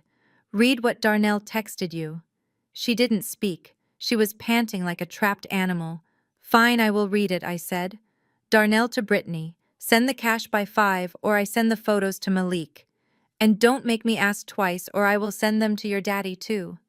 Malik walked over to his wife. He stood in front of her, blocking her view of the room. What photos? Malik asked, his voice terrifyingly calm. What does he have on you, Brittany? Brittany started to cry. Not the fake tears from before. Real, ugly tears of ruin. It is nothing, Malik. He is bluffing. He isn't bluffing, I said. I have the photos. They were in his iCloud. Do you want to see them, Malik? Or do you want to ask your wife why she was at the Motel 6 off the interstate last month when she told you she was at Bible study? The air went out of the room. The sirens outside were deafening now. Red and blue lights flashed against the curtains, dancing across the faces of the people Darnell had destroyed. You defend him because you are just like him, Brittany, I said softly. You are both liars, and you are both thieves, and you both thought you were smarter than me. I looked at the door where the police were now banging. Open up. Police, we have a warrant. I looked at the family one last time. Well, I said, I think our guests have arrived. Brittany, you might want to check your makeup. Mugshots are forever. The sirens were wailing outside, loud enough to rattle the window panes, but inside the living room, the real noise was the sound of a family imploding. Malik was staring at his wife with eyes that had gone completely dead. The text message on the screen was the smoking gun, but I had one more bullet to fire. I clicked the next slide. It was a screenshot of an online gambling profile under the username BeRich88. You weren't at a motel having an affair, Brittany, I said, my voice cutting through the tension like a scalpel. You were hiding from a loan shark. You have a gambling addiction, Brittany. Online poker, slots. You lost $40,000 in 3 months. And when the sharks came calling, you didn't go to your husband. You went to Darnell. I turned to Malik. Darnell paid her debts, Malik. He used the money he stole from you and the money he siphoned from our joint account before I cut him off. He paid her bookie. And in exchange, Brittany became his cover. Every time Darnell was with Tasha, Brittany told you he was helping her with errands. Every time I got suspicious, Brittany gaslit me and told me I was being paranoid. They were using each other. Darnell bought silence and Brittany bought time. Malik made a sound that wasn't quite human. It was a low, guttural growl of pure animal rage. He looked at his brother's wife, the woman who had shared his bed and spent his money, and realized she had sold his dignity for a few hands of poker. You sided with him, Malik whispered, his voice shaking. You watched me work double shifts. You watched me stress over the church fund. And you were taking money from the man who was stealing from me. You were protecting him while he robbed us blind. It wasn't like that, Brittany sobbed, reaching for him. I was scared, Malik. I was going to win it back. I just needed a stake. Darnell said he would help me if I just kept his secret. He is family, Malik. He is a predator, Malik roared. And you are a traitor. He lunged. It happened so fast I barely had time to step back. Malik grabbed Brittany by the shoulders and shook her so hard her teeth rattled. You ruined me, he screamed in her face. You let him play me for a fool. Hey, get your hands off her, Mama Joy shouted, but she wasn't defending Brittany. She was defending her own territory. She grabbed Malik's arm, trying to pull him off, not to save Brittany, but to assert dominance. "Don't you touch her, Malik," Mama Joy yelled. "She is trash. She is garbage. But you are going to jail because of her. Don't add assault to the list." Brittany shoved Malik away, her fingernails raking down his face, leaving angry red welts. "Don't touch me, you loser," she shrieked. "You couldn't even provide for me." Darnell was right. "You are weak. That is why I helped him. At least he takes risks. At least he tries to be a big shot. You are just a pathetic little church boy." That was the breaking point. The insults to his manhood, coupled with the financial betrayal, snapped whatever restraint Malik had left. He grabbed a vase from the side table and threw it. It smashed against the wall inches from Brittany's head, showering her in glass and water. Brittany screamed and lunged at him, clawing and biting. Mama Joy dove into the fray, wielding her heavy handbag like a mace, beating Brittany over the head while screaming about Jezebels and thieves. It was a three-way brawl of pure hatred, a physical manifestation of years of lies and resentment finally boiling over. They were tearing each other apart right there on my expensive rug, and I didn't lift a finger to stop them. I just watched. This was the family that had judged me. This was the family that had called me cold and unfeeling. They were animals devouring themselves. But then a sound cut through the chaos in the living room. It wasn't a scream of anger. It was a gurgle. The noise from the bathroom speakers had changed. The pounding on the door had stopped minutes ago, replaced by the rhythmic thud of shivering bodies huddled together. But now there was a new sound. A wet, splashing sound. Imani Tasha's voice came through the speakers, faint and terrified. "Something is wrong. The water. It isn't draining." I glanced at my laptop. I had accessed the smart home plumbing interface 10 minutes ago. With a few keystrokes, I had engaged the electronic stopper in the master tub. It was a safety feature designed to prevent overflow, but I had overridden the sensor. I had also opened the cold water valve just a crack, just enough to keep a steady, freezing trickle flowing into the tub. "It is rising," Tasha cried, her voice pitching up in panic. "Darnell, wake up. The water is rising. It is up to my waist." Darnell groaned, a low sound of hypothermic confusion. "Make it stop!" Tasha screamed, pounding weakly on the door. "Imani, please. The drain is stuck. The water is freezing. We are going to drown in here." The fighting in the living room stopped. Malik stood panting, blood dripping from a scratch on his cheek. Brittany was huddled on the floor, clutching her head. Mama Joy was breathing hard, her hat askew. They all looked up at the ceiling. "She is drowning," Mama Joy whispered, horror dawning on her face. "You are drowning them." "I am not drowning anyone," I said calmly, closing my laptop. "I am just giving them a bath. You said Darnell needed to clean up his act, Mama Joy. I'm just helping him along. The water is at my chest." Tasha wailed. "Darnell is slipping under. He won't wake up." Imani opened the door. I looked at the police lights flashing through the front window. The officers were at the door now, pounding with heavy batons. The time for games was over. The time for justice had arrived. I walked toward the front door, stepping over the broken glass and the ruins of the Wilson family dignity. "I guess I should let the authorities in," I said over my shoulder. I wouldn't want Darnell to miss his ride. The police were pounding on the front door with a rhythm that shook the floorboards, but inside the living room the panic was entirely focused on the ceiling. Tasha's screams had turned into wet, gurgling sobs. Darnell was no longer threatening me, he was begging for his life. The water was rising fast, fed by the relentless trickle I had authorized, and unable to escape through the sealed drain. Mama Joy threw herself at my feet, grabbing the hem of my skirt. Her hat had fallen off hours ago, exposing gray roots she usually kept hidden. "Please, Imani," she wailed, tears streaming down her face. "He is going to drown.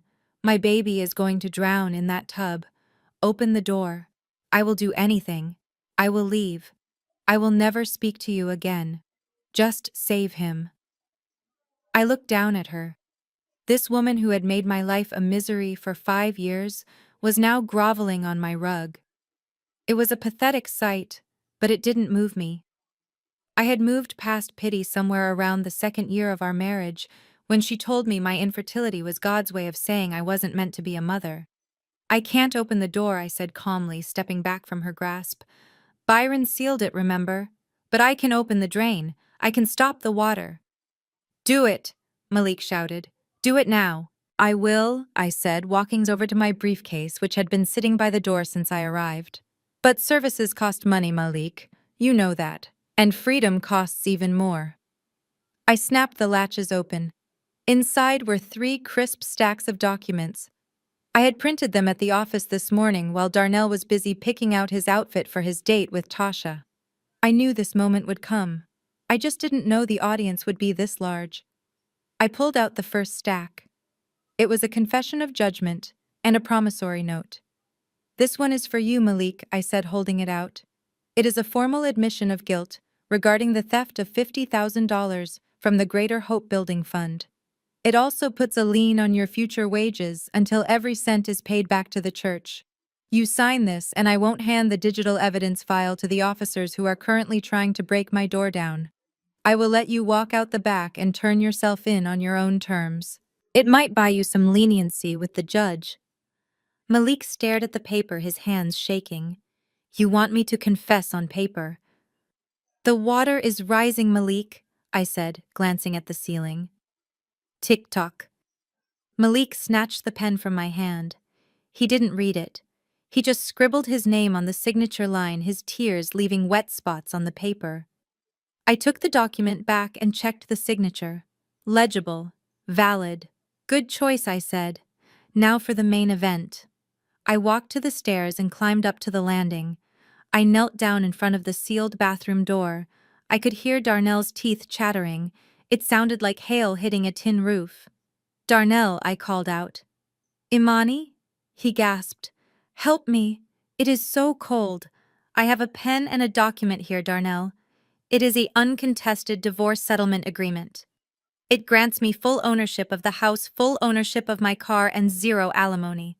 It also states that you knowingly committed adultery and waived all rights to any marital assets in exchange for me not pressing charges for the credit card fraud you committed in my name last year. You what? Mama Joy gasped from the bottom of the stairs. He opened a credit card in my name, Mama Joy, I said over my shoulder. He maxed it out on bottle service and sneakers.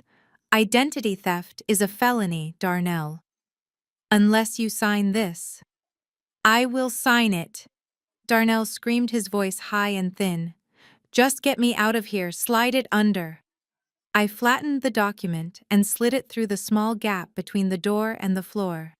I slid the pen after it. Sign every page, Darnell, I instructed. And Tasha, you witness it. If I see one signature missing, I leave the drain closed. There was a fumbling sound, then the scratch of a pen against paper. It was frantic and messy. A minute later, the paper slid back out. They were damp and wrinkled, but the signatures were there. Darnell Wilson, witnessed by Tasha Jenkins. I picked them up and blew on the ink to dry it. Perfect. Okay, Darnell sobbed. You got what you wanted. Now open the drain. Open the door. Let us out. I pulled my phone out of my pocket. I opened the smart home app. I tapped the icon for the master bathtub drain. Drain open. A loud gurgle echoed from the bathroom, followed by the whooshing sound of water rushing away. Oh God, thank you, Tasha wept. It is draining. It is draining. Downstairs, Mama Joy slumped against the wall, weeping with relief. Brittany was sitting on the sofa, staring blankly at the wall, disassociated from reality. Malik was holding his head in his hands. Now the door, Darnell shouted, the water receding, giving him back his voice. Unlock the door, Imani. Get the screwdriver. Get us out. I stood up and smoothed my skirt. I folded the signed divorce papers and tucked them into my waistband. I looked at the metal plate Byron had screwed over the handle hole. It was solid. It wasn't going anywhere. Imani, Darnell yelled, banging on the wood. Open the door. I leaned close to the door one last time. I would love to. Darnell, I really would. But there is a small problem. What problem? He demanded. I reached into my pocket and pulled out a small brass key. It was the key to the deadbolt, the only key. I held it up to the light. Then I walked over to the home office shredder, which sat in the hallway alcove. I turned the shredder on. The mechanical whir was loud in the quiet hallway. "You see, Darnell?" I said, raising my voice so he could hear me over the machine. "I seem to have had a little accident." My hand slipped. I dropped the heavy brass key into the shredder blades. There was a loud grinding noise, a screech of metal on metal, and then a snap. The shredder jammed, instantly destroyed, but the key was gone, twisted into a useless lump of brass deep inside the mechanism. "Oops," I said. "I just dropped the key into the shredder. And it looks like it jammed the machine." "What?" Darnell screamed. "What do you mean you dropped it?" "I mean I can't unlock the deadbolt, Darnell." And Byron took the handle. "So I guess you are just going to have to wait." "Wait for what?" Tasha shrieked. "Wait for the police," I said, as the front door downstairs finally gave way with a splintering crash. Heavy footsteps pounded into the foyer, voices shouted, "Clear," and "Police." I walked to the top of the stairs and looked down. 3 officers were standing in my hallway, guns drawn, scanning the room. They saw Mama Joy on the floor, Malik on the sofa, and me standing calmly at the top of the stairs. "Up here, officers," I called out, raising my hands slowly. "I believe the people you are looking for are in the bathroom, but you might need a crowbar. My husband seems to have locked himself in."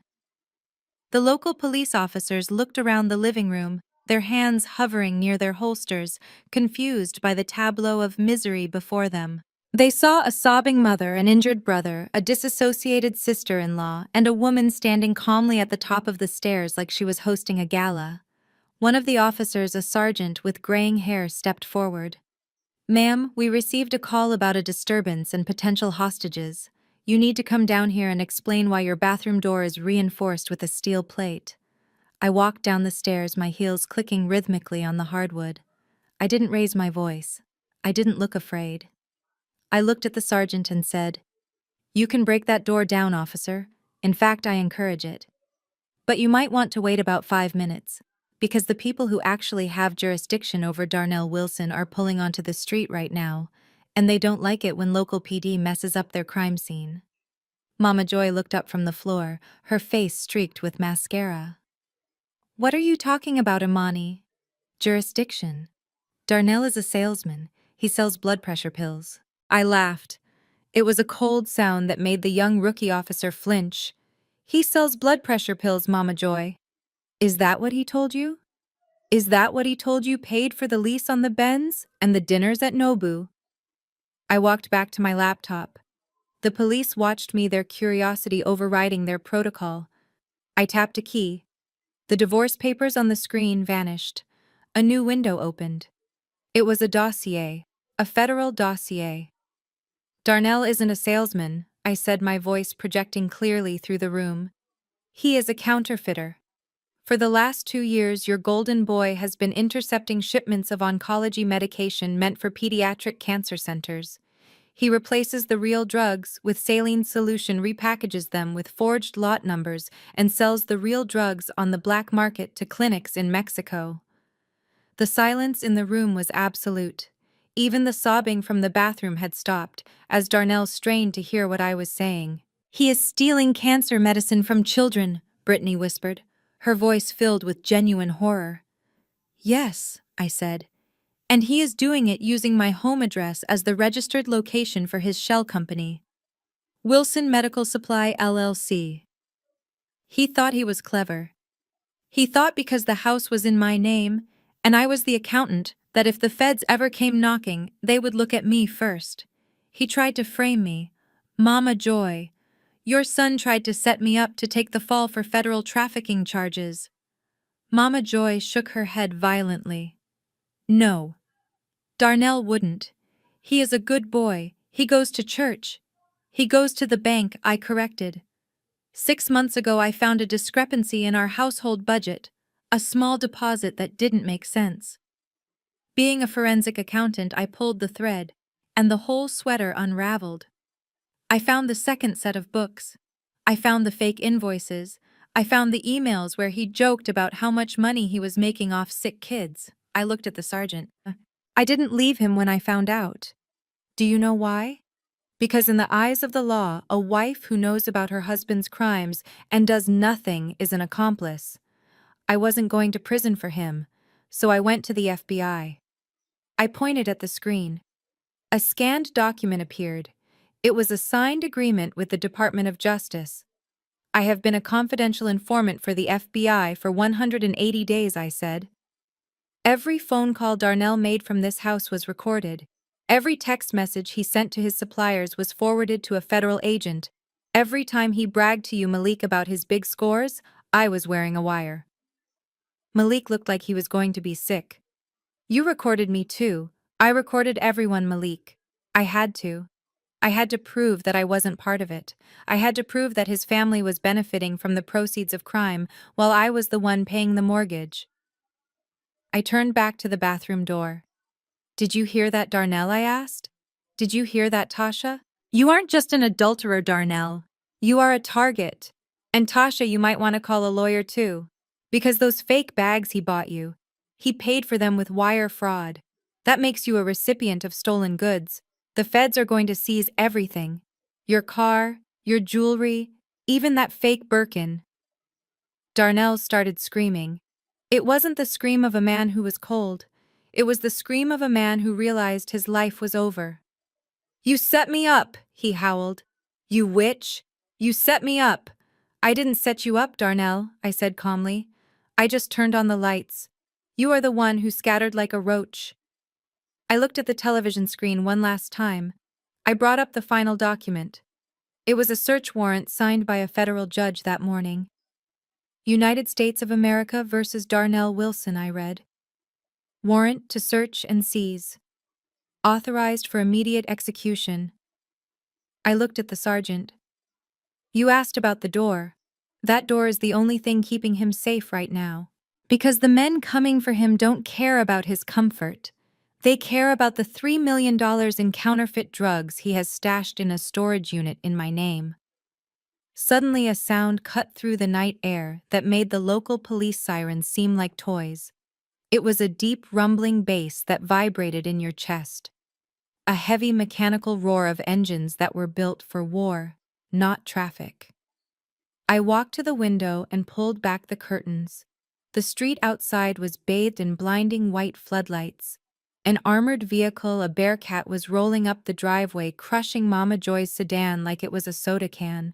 Behind it were 3 black SUVs with no markings. Men in full tactical gear were pouring out carrying battering rams and assault rifles. Their jackets had 3 yellow letters emblazoned on the back. FBI. I turned back to the room. The local police had holstered their weapons and stepped back, giving way to the higher power. Mama Joy was on her knees, praying. Malik was trying to hide behind the sofa. Brittany was staring at the window, her mouth agape. I picked up my purse from the table. I checked my lipstick in the hallway mirror. I think that is my cue to leave, I said. The agents asked me to clear the area once they arrived. They said it might get loud.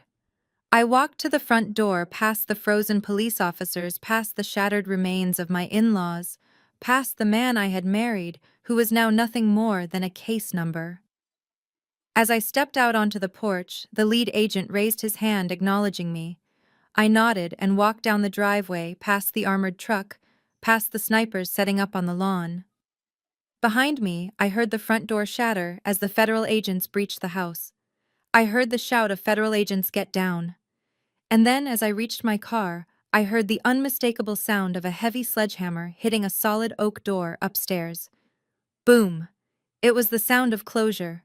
The sound of the sledgehammer hitting the reinforced oak door upstairs echoed through the house like a thunderclap shaking the crystal chandelier in the foyer. It took 3 hits. Byron had done his job well sealing that door, but federal agents do not care about craftsmanship. On the 3rd strike, there was a sickening crack of splintering wood, followed by the heavy thud of the door being kicked inward. I stood at the bottom of the staircase watching the dust settle. Mama Joy was huddled in the corner of the living room, clutching her Bible and rocking back and forth, moaning a prayer that was too little and too late. Malik was still frozen on the sofa, his eyes wide with the realization that his own legal troubles were about to compound. Brittany was filming again, unable to help herself, her addiction to attention overriding her self-preservation, but her hands were shaking so bad the footage would be unusable. Upstairs, the shouting began immediately. "Federal agents, show me your hands. Get on the ground! Do it now!" There were screams from Tasha, high-pitched and terrified, followed by Darnell's voice cracking as he tried to assert authority he didn't have. "Wait, I am naked. Let me get a robe." "You don't get a robe," Mr. Wilson, an agent, barked. "Get on the ground." I waited. I poured myself a glass of water from the kitchen tap because the wine was gone, and I wanted to be hydrated for the show. A few moments later, the procession began. It was the most pathetic parade I have ever witnessed. Two agents in full tactical gear led the way, their faces impassive. Behind them came Darnell and Tasha. They were not the glamorous couple who had been sipping champagne in my jacuzzi hours earlier. They were blue, literally blue. Their skin was mottled and pale from hours in the freezing air conditioning without hot water. Darnell was shivering so violently, his knees knocked together with every step. He had a small pink hand towel wrapped around his waist, the only dignity he had left, and it wasn't nearly enough to cover his shame. Tasha was in worse shape. She was wrapped in the wet shower curtain, having lost the fight for the towel. Her hair, which she had spent hundreds of dollars getting done for her date with my husband, was plastered to her head in wet, icy clumps. Her mascara had run down her face, giving her the look of a raccoon that had been caught in a storm. They were handcuffed behind their backs, which made it difficult for them to walk, especially since their muscles were seized up from the cold. An agent had to grip Darnell by his upper arm to keep him from stumbling down the stairs. As they reached the foyer, Darnell looked up and saw me. His eyes were bloodshot and wild. He looked at the warm, dry living room he had been banned from. He looked at his mother, who wouldn't even meet his gaze. "Mama," he croaked, his teeth chattering. "Mama, help me. They are hurting me."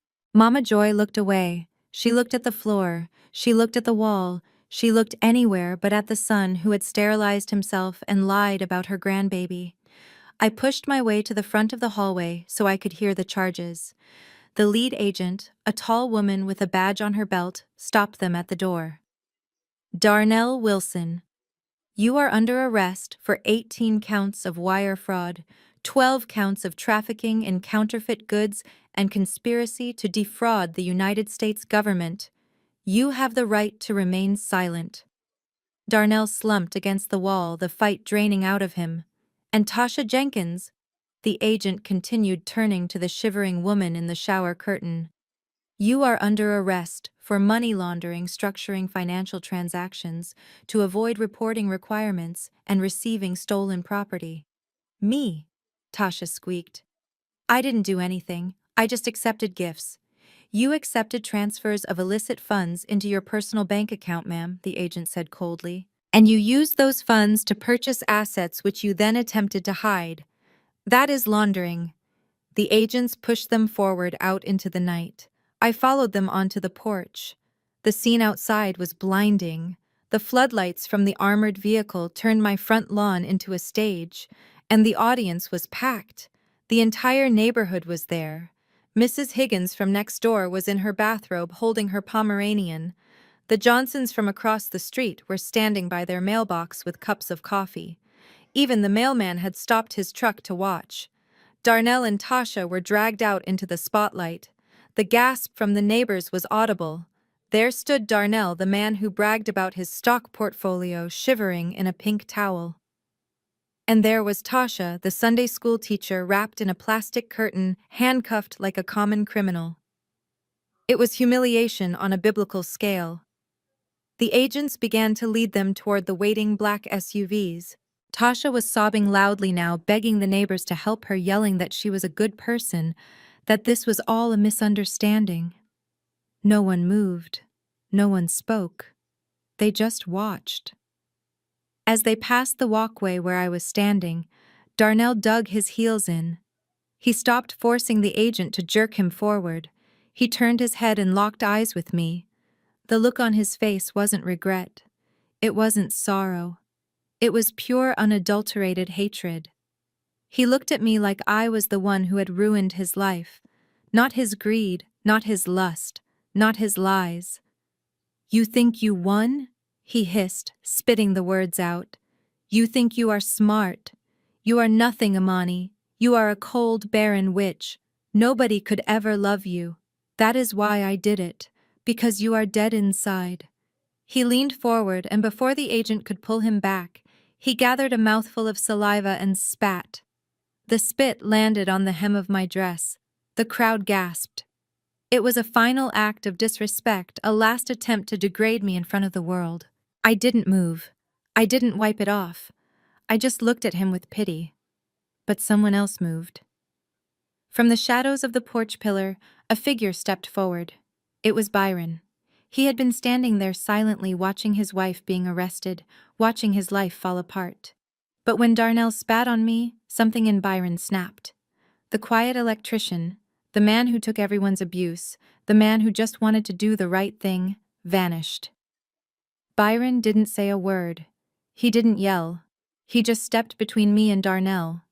He pulled his arm back. His fist was a heavy ball of calloused knuckles and rage. The sound of the connection was louder than the door breaking. Crack. Byron's fist connected squarely with Darnell's jaw. Darnell's head snapped back. His legs gave out instantly. He dropped to the pavement like a sack of wet cement out cold before he even hit the ground. The agent who was holding Darnell looked at Byron. He looked at Darnell sleeping peacefully on the driveway. Then he looked back at Byron. The agent didn't reach for his taser. He didn't tackle Byron. He just adjusted his grip on Darnell's limp arm. He tripped. The agent said loudly enough for the neighbors to hear. The suspect tripped and fell. Byron shook his hand, flexing his fingers. He looked down at the man who had been his best friend. "Yeah," Byron said, his voice deep and final. He tripped. The silence that descended on the house after the federal agents left was heavier than the chaos that had preceded it. The flashing lights faded into the distance, taking my husband and his mistress to a federal holding cell, but the wreckage they left behind was still standing in my living room. The front door was hanging off its hinges. The rug was soaked with water and broken glass. And 3 people who had spent years looking down on me were now huddled in the debris waiting for a mercy that was never coming. Mama Joy was the first to speak. She pulled herself up from the floor, adjusting her dress with a trembling hand, trying to summon the ghost of her former arrogance. She looked around the ruined foyer, then turned her eyes to me. Her face was swollen from crying, but her jaw was set in that familiar stubborn line. "Well," she said, her voice shaky but loud, "I hope you are happy, Imani. You have destroyed my son. You have destroyed this family. But don't think you have won. Darnell will get a lawyer. He will beat this. And when he comes back, he will throw you out of this house so fast your head will spin. I am staying right here until he returns. I am not leaving his property unguarded with a woman like you." I looked at her standing there in the wreckage of her own making, still clinging to the lie that her son was a king and I was a servant. It was almost impressive how deep her delusion ran. "You are staying here?" I asked, walking over to the mantel to straighten a picture frame that had been knocked askew during the brawl. "Yes," Mama Joy declared, crossing her arms. "I am staying. This is my son's house, and I am his mother. You can't put me out." I sighed. It was a long, weary sound. I reached into my purse and pulled out my phone. I didn't call the police. I opened my banking app. "Mama Joy," I said without looking up, "do you remember who pays the rent on your condo in Vinings?" She blinked, confused by the change of subject. "Darnell pays it. He is a good son. He takes care of his mother. And do you know which account he pays it from?" She scoffed. "From his business account. From his success." "No," I said, looking up at her. "He pays it from the Wilson Medical Supply LLC operating account. The same account the FBI just froze 10 minutes ago." The color drained from her face faster than water from a tub. "What does that mean?" she whispered. It means the automatic transfer for your rent, which is due tomorrow, is going to bounce, I explained calmly. And since the lease is in Darnell's name and he is currently being processed for federal wire fraud, the landlord is going to receive a notification from the Department of Justice seizing the security deposit. I took a step closer to her. You don't have an apartment anymore, Joy. You don't have a car note because that was paid from the same account. You don't even have a cell phone plan. Darnell bought your life with stolen money, and the government just repossessed it. Mama Joy swayed on her feet. She looked around the room as if searching for a chair, but the only furniture left was covered in glass. Where am I supposed to go? She asked, her voice small and terrified. I don't know, I said. But you can't stay here. This is my house, and I don't run a shelter for the mothers of federal inmates. I pointed to the gaping hole where the front door used to be. Leave. Mama Joy stared at me for a long moment, waiting for me to crack, waiting for the dutiful daughter-in-law to reappear and offer a guest room. But that woman died the moment I found my husband in the bathtub. She let out a sob that sounded like a breaking branch and stumbled toward the door, clutching her Bible to her chest like a shield. She walked out into the dark night, a woman who had bet everything on a lie and lost. That left Malik and Brittany. Malik was still sitting on the sofa, his head in his hands. Brittany was standing by the window watching the street as if hoping a white knight would ride up and save her. We should go, Malik said, standing up slowly. His voice was hollow. We need to go home. We need to figure this out. He reached for Brittany's hand, but she snatched it away. Don't touch me, she hissed. You let them take him. You let them take Darnell. You are useless. Malik looked at her with a mixture of pity and disgust. He stole from me, Brittany. He ruined us. He had style, Brittany spat. You have nothing. Before they could argue further, the sergeant who had remained behind to secure the scene cleared his throat. He stepped forward, his hand resting on his belt. Mr. Malik Johnson. Mrs. Brittany Johnson. They both froze.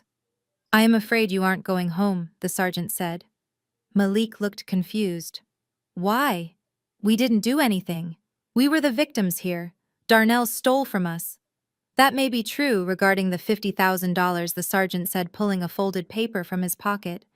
But Miss Jenkins here provided us with a very interesting data packet earlier this evening. It seems the IRS has a flagged alert on both of your social security numbers. He looked at the paper. Mr. Johnson, there is an outstanding warrant for your arrest regarding the embezzlement of charitable funds from Greater Hope Baptist. And Mrs. Johnson, there is a bench warrant for failure to appear in court regarding unpaid gambling debts and check fraud in the state of Ohio. Brittany shrieked. Ohio? That was years ago. I changed my name. You didn't change your fingerprints, ma'am, the sergeant said, unhooking his handcuffs. Malik looked at me. His eyes were wide with betrayal. You gave them the file. You said if I signed the confession you wouldn't give them the file. I said I wouldn't give it to the officers who were breaking down the door, I corrected. I gave it to the sergeant 20 minutes ago while you were busy fighting with your wife. I told you, Malik. Services cost money, and freedom costs the truth. The sergeant spun Malik around and clicked the cuffs onto his wrists. Another officer stepped forward and did the same to Brittany, who was now screaming about her rights and her father's lawyers. You can't do this, she yelled as they marched her toward the door. I am a victim. I am an influencer. You are a co-conspirator, Brittany, I said, watching them go. And orange is not your color. I watched as they were led out of my house and into the back of a patrol car. Malik looked defeated, his head hanging low. Brittany was still fighting, kicking at the windows as they drove away. And then, just like that, I was alone. The house was silent. The air conditioner was still humming, pumping cold air into a house that now felt like a tomb. The floor was a disaster zone of water, glass, and mud. The front door was destroyed. I stood in the center of the living room and looked around. This was the house I had worked so hard to make perfect. This was the house where I had tried to build a family. This was the house where I had cooked dinners and hosted holidays and tried so hard to be enough. It was ruined. And it was beautiful. It was a crime scene of a marriage, and I was the only survivor. I walked over to the wall and adjusted the thermostat, turning the AC off. The silence that followed was heavy but peaceful. I kicked a piece of broken vase under the sofa. I didn't cry. I didn't feel sad. I felt light. I felt like I had just lost 200 pounds of dead weight. I reached into my pocket and pulled out my phone. I dialed a number I had saved weeks ago, but never thought I would use so soon. It rang twice. "Hello," a deep voice answered. "It is done," I said. "They are all gone." "Is the house empty?" the voice asked. "Yes," I replied, looking at the wreckage of my life. "It is empty. And it is a mess."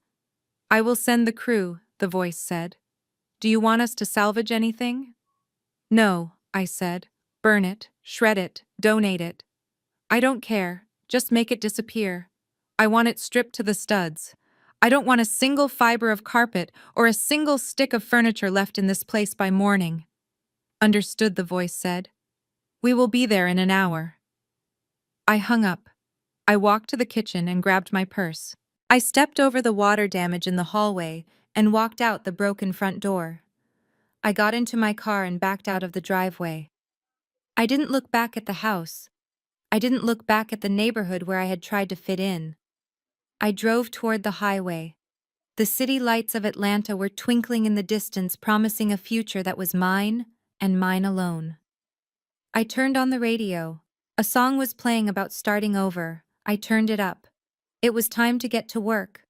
But first, I had a date with a glass of champagne in a hotel room that Darnell would never set foot in. 7 days. That is exactly how long it took to erase 5 years of a marriage that had been built on a foundation of sand and lies. I sold the house to a cash investor from Buckhead who didn't care about the missing front door or the water damage in the foyer. He didn't care about the ghost of my husband shivering in the bathroom or the memory of his mother wailing on the floor. He saw the square footage and the zip code and he wrote a check. I signed the closing papers on the hood of my car in the parking lot of the title company. The funds were wired to my account before the ink was dry. I didn't keep a single thing. Not the custom sofa Malik had bled on, not the dining table where Brittany had insulted me, not even the high-thread count sheets I had once loved. I paid a junk removal crew $3,000 to strip the place to the studs. I told them to take everything. If it wasn't nailed down, it was trash. When I walked through the empty rooms one last time before handing over the keys, it didn't echo with memories. It just echoed. It was just a box. A structure of wood and drywall that I used to inhabit. Now it was someone else's asset. I felt absolutely nothing but the cool relief of a balance sheet that finally zeroed out. I drove to a small coffee shop in Midtown far away from the toxic blast radius of my old cul-de-sac. Byron was already there, sitting at a corner table by the window. He looked different. The layer of drywall dust and exhaustion that usually coated him was gone, replaced by a clean button-down shirt and a fresh haircut. He still looked tired, the kind of bone-deep fatigue that comes after surviving a war, but his eyes were clear. He wasn't the broken man sitting on my stairs with a drill anymore. He was a man who had reclaimed his life. He stood up when he saw me. He didn't try to hug me, which I appreciated. We weren't friends, really. We were fellow survivors, veterans of the same specific and brutal conflict. He nodded a silent acknowledgement of the bond we shared and waited for me to sit. I slid a manila envelope across the table. It contained the final forensic accounting report on Tasha's spending during their marriage. It was the last piece of the puzzle I had promised him. "You didn't have to do this," Byron said, touching the envelope with a rough hand. "You have done enough." "You saved me, Amani." "I didn't do it for you," I said, signaling the waitress for a black coffee. "I did it for your boys. I wanted to make sure the family court judge knew exactly where their college fund went so Tasha couldn't claim poverty and demand alimony." Byron smiled. It was a small sad thing, but it was genuine. The judge knows. I was granted emergency full custody yesterday. Tasha is staying with her sister in Decatur, sleeping on an air mattress. She tried to fight it. She tried to cry in court and pull the victim card. But when my lawyer presented the timeline of the affair, the paternity test results for the baby, and the evidence of her money laundering, the judge shut her down. She has supervised visitation once a month at a state facility. That is it. She is out of our lives. I nodded, taking a sip of the coffee. It was bitter and hot and perfect. And the baby. Byron looked out the window, watching the traffic pass by. It is my brother's. Dante admitted it. He is trying to step up, but he is just as broke as she is. They deserve each other. I am just focusing on my sons. They are confused, but they are safe. And they are never going to see their mother in handcuffs again. We sat in silence for a moment. It wasn't awkward. It was the comfortable silence of truth. We had both been played for fools by the people we loved most. We had both been used as ATMs and safety nets. But we were the ones still standing. We were the ones with our freedom and our integrity intact. You know, Byron said, turning back to me, when you called me that day, when you told me to bring my tools, I thought you were crazy. I thought you were just a bitter woman trying to stir up trouble. And now now I think you are the sanest person I have ever met. You cut the cancer out, Imani. You didn't wait for it to kill you. You grabbed the scalpel and you did the work. I just turned on the lights, Byron, I said. They were the ones who scrambled like roaches. He raised his coffee cup. To the lights, he said. To the truth, I replied, clinking my cup against his. We finished our drinks and walked out into the bright afternoon sun. We said our goodbyes in the parking lot. There were no promises to keep in touch, no forced attempts at a friendship that didn't exist outside of our shared trauma. He got into his truck and drove away to pick up his sons. I walked to my new car, a sleek convertible I had bought with the proceeds from the house sale. As I unlocked the door, my phone buzzed in my purse. It wasn't a text. It was a notification from the inmate communication system. A prepaid message request. I froze my hand on the door handle. I looked at the screen. Inmate Darnell Wilson, Fulton County Jail, requesting contact. I stared at the name. I should have deleted it. I should have blocked the number and driven off into my new life. But curiosity, that old forensic itch, scratched at the back of my brain. Why would he contact me? He had signed the divorce papers, he had signed the confession, he had nothing left to say. I opened the message preview. It was short, just 2 sentences that proved Darnell was still delusional enough to think he was the smartest person in the room. Come see me. I know about the offshore accounts your firm hides for clients, and I am ready to make a deal. I laughed out loud in the parking lot. I didn't have offshore accounts. My firm was squeaky clean. But Darnell didn't know that. He was fishing. He was desperate. He was sitting in a cell trying to bluff a woman who held a royal flush. And I decided right then and there that I would take the bait. Not because I was scared, but because I wanted to see him squirm one last time. I wanted to see the look in his eyes when he realized he had absolutely nothing left to trade. I got into the car and started the engine. I wasn't going home. I was going to jail. The visiting room at Fulton County Jail smelled like industrial cleaner and despair. I sat behind the thick plexiglass partition, my hands folded calmly on the stainless steel ledge. I was wearing a white silk suit, a deliberate choice. I looked like an angel of death, or maybe just an angel of consequences. Darnell shuffled in 5 minutes later. The change was shocking. The man who had strutted around my house in Italian loafers was gone. In his place was a hunched figure in a baggy orange jumpsuit.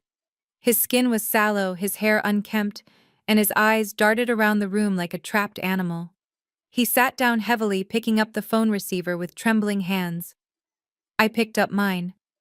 "Imani," he said, his voice cracking. "You came. I knew you would come.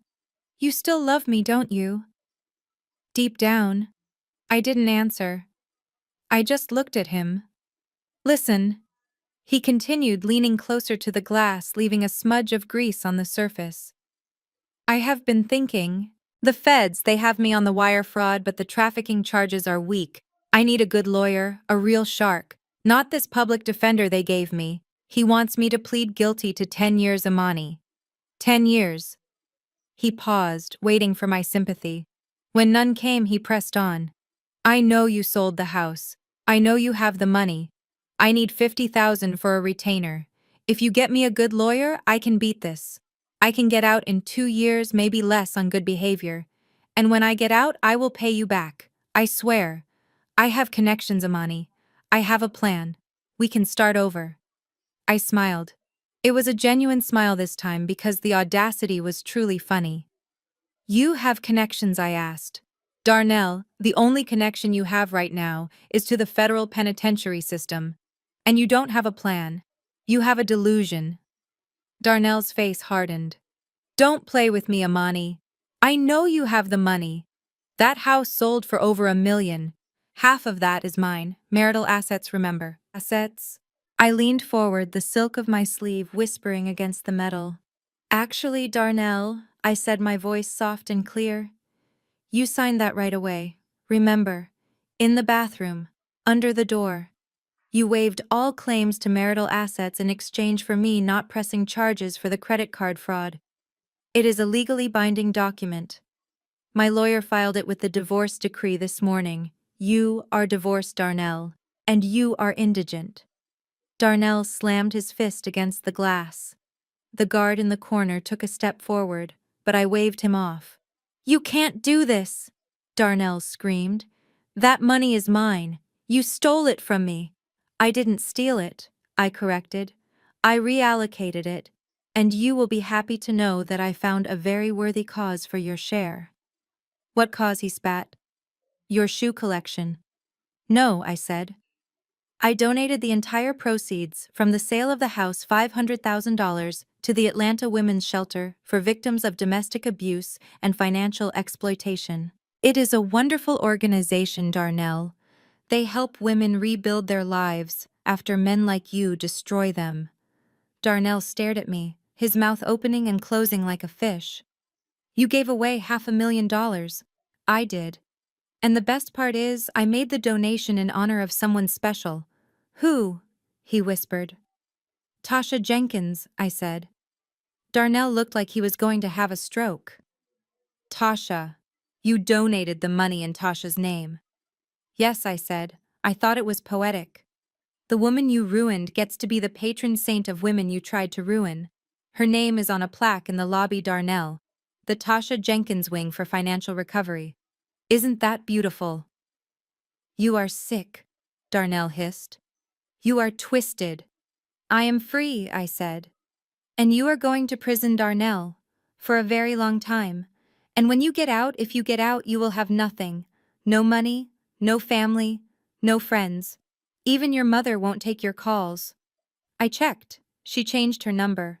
Darnell slumped back in his chair, the fight finally leaving him completely. He looked small. He looked insignificant. Why did you come here? He asked, his voice barely a whisper. If you hate me so much, why did you come? I stood up, smoothing my suit. I came to say goodbye, Darnell, and to give you one last piece of advice. What advice? He muttered, not looking at me. Don't drop the soap, I said. I hung up the phone. I turned around and walked toward the exit. I didn't look back. I didn't need to. Darnell Wilson was a ghost. A bad memory fading in the rearview mirror. I walked out of the jail and into the blinding afternoon sun. The air smelled of exhaust and freedom. I reached into my purse and pulled out my wedding ring. It was a simple band platinum with a small diamond. I had worn it for 5 years. It felt heavy in my hand like a shackle.